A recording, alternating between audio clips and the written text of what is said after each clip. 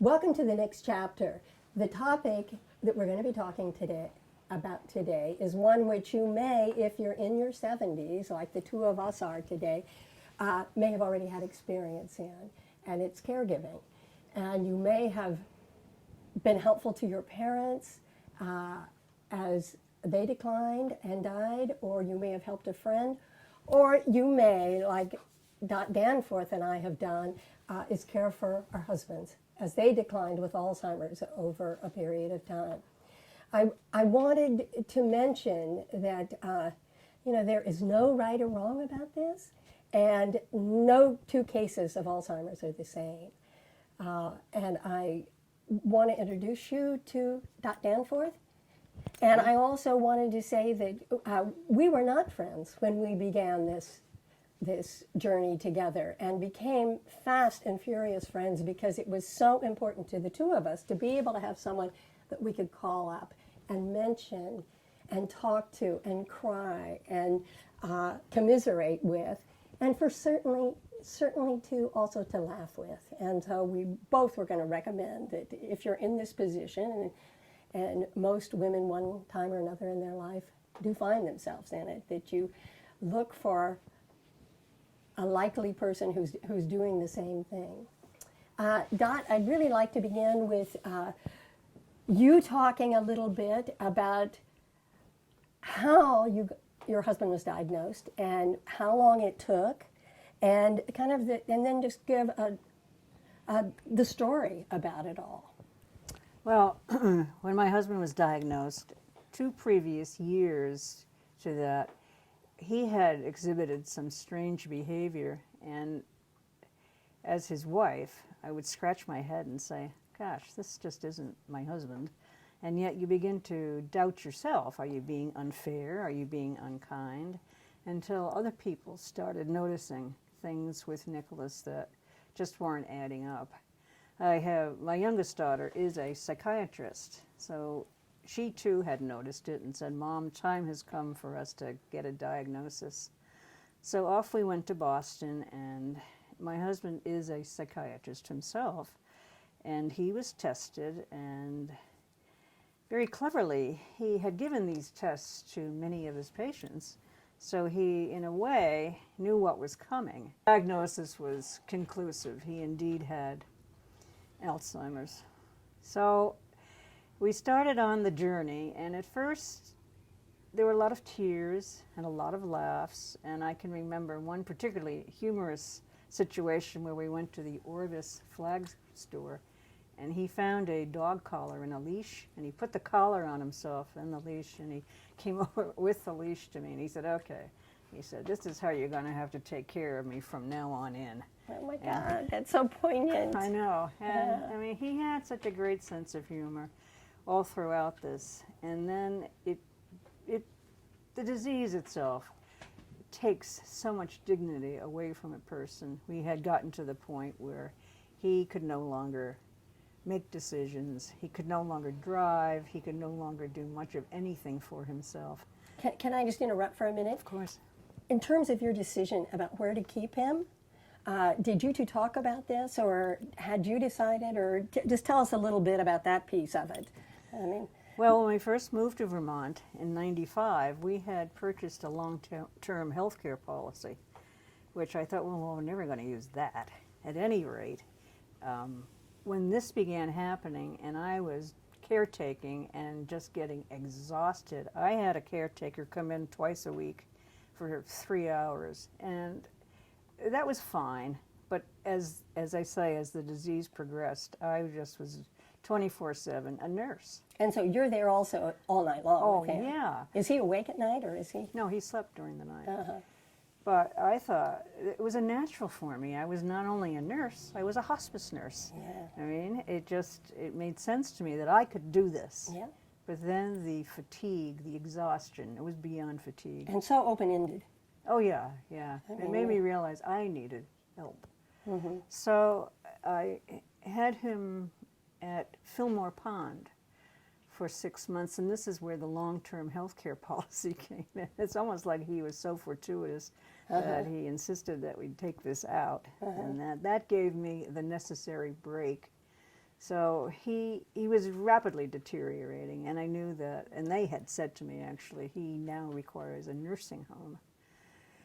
I couldn't put him in a nursing home. And this is where it worked so beautifully. I got a team together, and we took care of him at home. And the critical part of all of this was having the right team. I had a fellow who was interested in moving from Manchester but didn't want to make a commitment to purchasing an apartment or a house or anything like that. And I said, well, look, I'll give you some respite. Why don't you come and help me take care of Nick? Unbelievable. It was unbelievable. Yeah. And then I had other nurses who would come in, and it worked. It was a team, and it worked beautifully. So, and it wasn't very long. That was in September, and Nick died actually on Christmas Eve of 2014.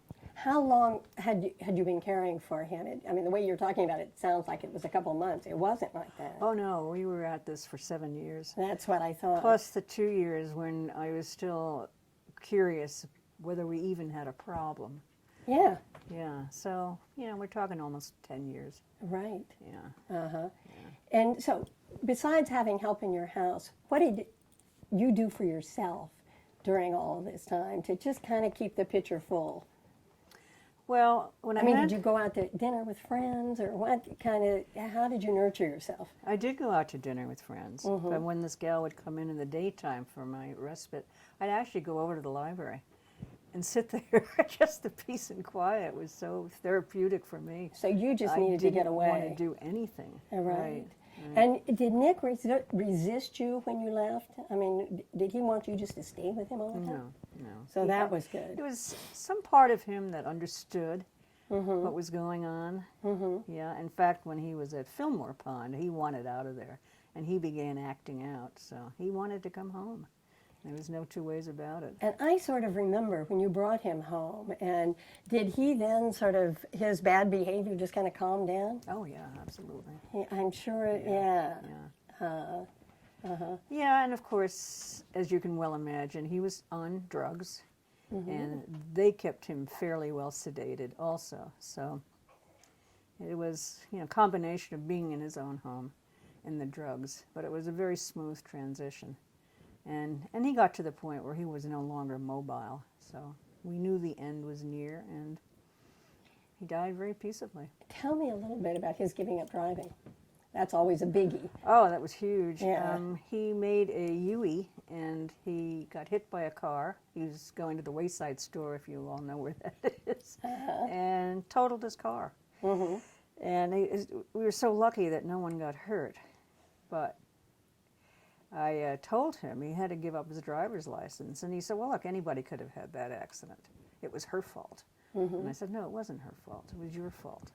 Anyway, we struggled with that for a day and a half or so, and I was doing something, and I came back into the kitchen, and here was his driver's license cut in half.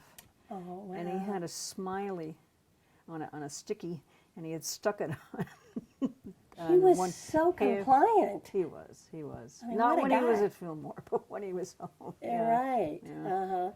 Yeah, and I don't mean to badmouth Fillmore at all. I mean, they did a spectacular job in terms of caring for him. He just wanted to be home. That's all there is to it. Right. So. And but a good example of how you used local resources. Oh my gosh. And yes. then also was able to complete taking care of him at home. Right. And also the error I made was thinking I could do this all by myself. I thought the same thing. Did you? Yes. You know what? I was a hospice social worker. I can do this. Right. I had raised children. I can do this. Yeah. And anyway, I think that the other thing that we need to say to ourselves when we're telling these stories is that there were many parts of it that seemed outrageous and horrible, and like we hadn't really succeeded. But when you look back at it now, I think that everybody who cares for someone in their home are true warriors. And, it is really what the person, if you can do it for them, it is a wonderful gift of love to care for them. Well, I couldn't agree more, Annie. I feel blessed that I was able to do it. But as I say, I could not have done it without the right team. Oh, that's right. There at my side. So, yeah. Yeah, I'll sort of say a few things about my husband and caregiving him now. And thanks so much for your words. I wanted to say that Dot was such a help for me because I ended up using people that you had recommended also. And it was terrific to be able to use people in the community that we knew, right, rather than, you know, sort of the traditional sort of hired nurses to come in. And my husband was like Dot, a high-profile person who was out of New York City and really depended a lot on his cognitive abilities. And he knew that something very serious was going on. And boy, did he fight it for the first 2 years. I don't mean fight it in that he tried to remember things. That wasn't it. He fought, he was just angry at everybody and everything around him.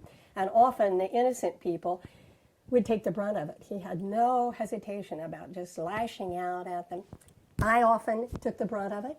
I mean, you know, it was my fault. Our marriage wasn't, you know, everything. And it was probably one of the most challenging things I've ever done, to be able to learn to step back, evaluate the situation, and not blame myself for it.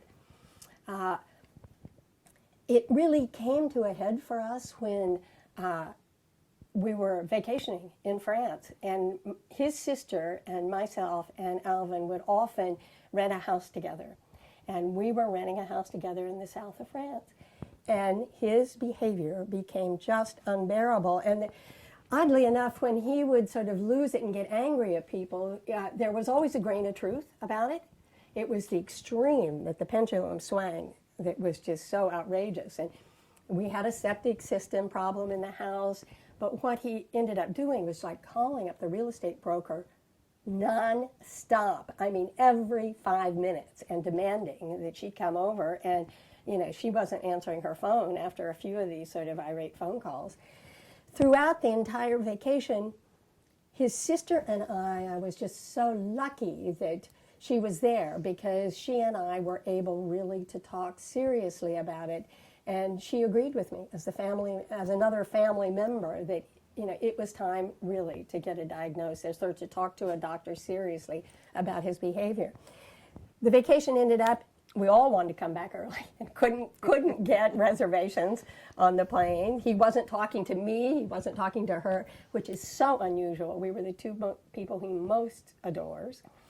And then when we finally got home, I took him to his GP, and I went to visit him first, the doctor, and instantly the doctor said, without any testing, well, it's probably Alzheimer's, in this sort of off-the-cuff way. And I was thinking, it's probably Alzheimer's, there's no test, what are we doing, you know? And then we talked about the memory clinic in Bennington, and when I brought Alvin in to see the doctor talked to him gently about going to the memory clinic. And he agreed to do it, but that took another year of his being willing to go. And luckily, the memory clinic, if you've been there, it is staffed. I mean, the women who run it, all of the PhDs and the MSWs, and anyway, they're all very pretty young women, and there are incredible dogs on the site, all of which really wooed Alvin. It made it made him feel so comfortable that that they kind of saw who he was before his illness really had set in. And the other thing that he managed throughout his illness is to keep a great sense of humor, and he could turn on the charm when he wanted to. So, you know, he really helped. That helped him so much in terms of moving out in the world. There was a period in his diagnosis, I remember at the memory clinic when Dr. Solomon sat down with us and said, the diagnosis, and then also he looked at me and he said, you know, this can take 5 to 10 years. And I just crumpled when I thought of this. First of all, Alvin was 19 years older than I was, and, you know, I was feeling like, oh my God, I see myself in a walker, 5 to 10 years. And needless to say, boy, my depression level was pretty high when that diagnosis came about. It was probably the hardest time of all for us.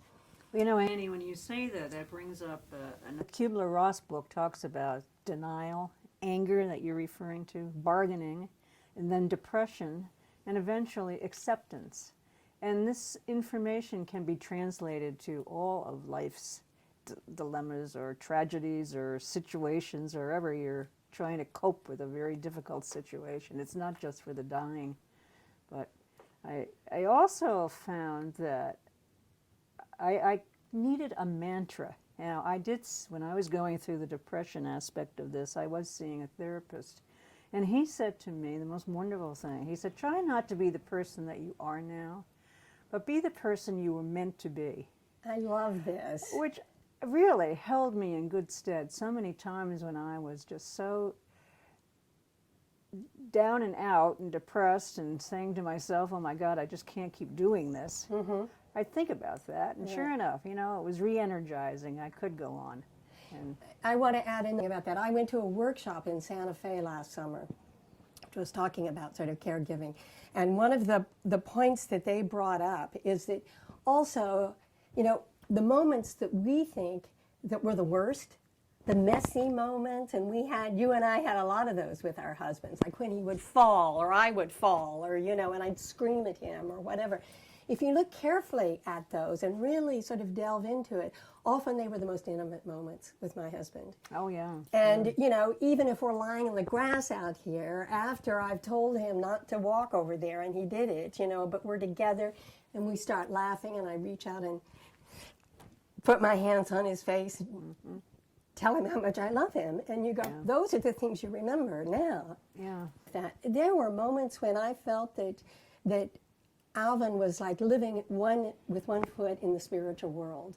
The things that he loved in the end were just that kind of thing. If I go over and put my hands on his face and tell him, you know, how much I loved him, or if there was a fire in the fireplace, or if he thought he was drinking champagne, even though it was bubbly cider, you know, it just floated his boat. And, Well, that's great. Yeah. And I'm so sort of grateful for that. Yeah. Well, at the end, I mean, that's what it is. It's family, friends, and I've added a new one to my 3 F's in life. It's family, friends, and funerals. I know. Okay. But that's what brings it all full cycle. So, you know, and when you're married, one of you is going to die. And be it Alzheimer's, cancer, diabetes, you name it, it is going to happen. So critical to have good coping mechanisms in place. And, you know, That's true. And as much as, I mean, I had worked for a hospice officer, and as much as I wanted to talk about it with my husband,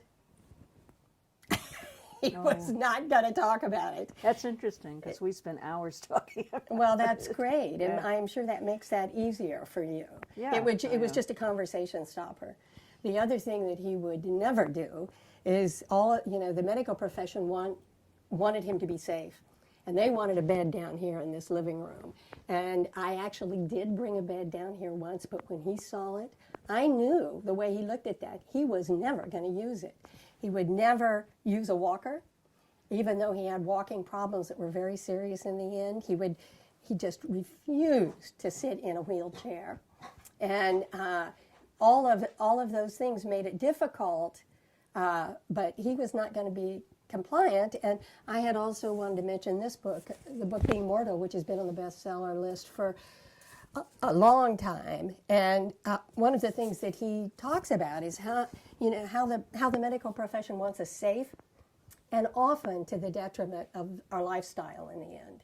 And so it's always a kind of juggling act as to, shall I let him do this or shall I not? You know, shall I walk down the stairs with him backwards so that if he falls forward, I'm sure I will go. No, I mean, in the end, you use your own common sense and judgment about it. You know? Well, there's no right or wrong. Right. You just deal with the moment as That's you right. see best. And, Exactly. and it works.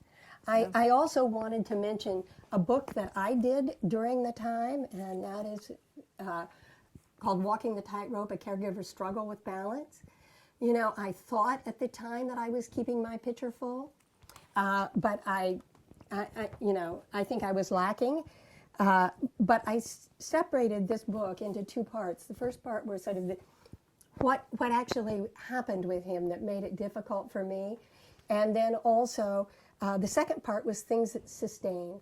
And so that I had sort of, my good friends, spending the night with them at times to get away, being laughing, watching funny movies. Oh God, in the midst of all of this, you really need that. Having a good friend like you who I could call up and say, oh my God, you'll never believe what a nightmare just happened, Yeah. And also it was terrific that, Dot could come over and I could come over to her, if all of a sudden need be. So Whether you go online, go to the Alzheimer Association, but just have somebody that you can, be it Facebook, YouTube, you name it, get a buddy. that's right. You must have someone that you can laugh, cry, weep, whatever with, but to share your story with. And of course, they will do the same. And of course, That's your great. kids, as close as you are with your children, it's still their dad. Yeah. So they can't always hear that.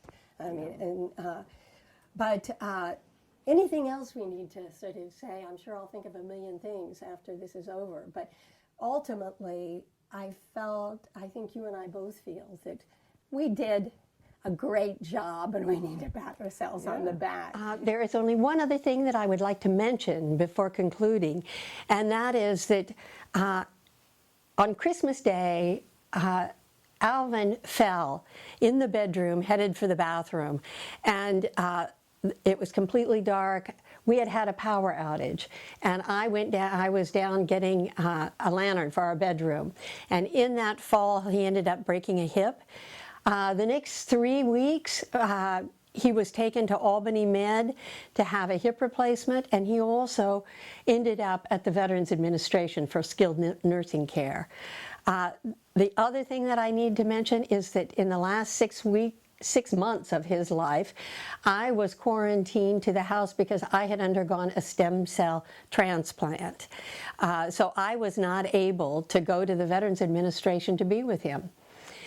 He was so disoriented from the drugs that he was on. I was very concerned that he would just feel so abandoned and alone down there. But I wanted to tell you that the Veterans Administration did this incredible thing for me. And that was that they arranged so that every afternoon Alvin and I would do FaceTime together. So he saw me and he knew that I was there. And although I don't think he ever really comprehended why I couldn't be there with him, he knew that something was wrong for me and that if I could have, I would have been there. And I don't think that he ever sort of felt abandoned by me and before he died. And I just think it was a great solution. And I want to thank Christine Cosgrove, the medical social worker there, for having put that together for me, and the Veterans Administration themselves in Bennington. So thank you. Thanks, Christine. It was a terrific gesture, and I felt so much better about not being able to be there with him. And but I feel like it is one of the things that our society needs to sort of know about, and it's one of the great gifts we do for each other. True. Very true. So thank you, Dot. Thank you, Annie. It's good to Right. talk about it. Yeah. And so we're going to cut it, but do some kind of ending. I hope that you have found this segment interesting, and we will be having many more topics coming up. I know that some very serious, some hopefully that will help everyone sustain as we age. And don't forget that who we are in here. That no matter sort of what we're going through in this aging process, we still keep that kernel of that warrior person that's inside, and with all of the wisdom that we have gleaned through the years. So until we come back again. All right.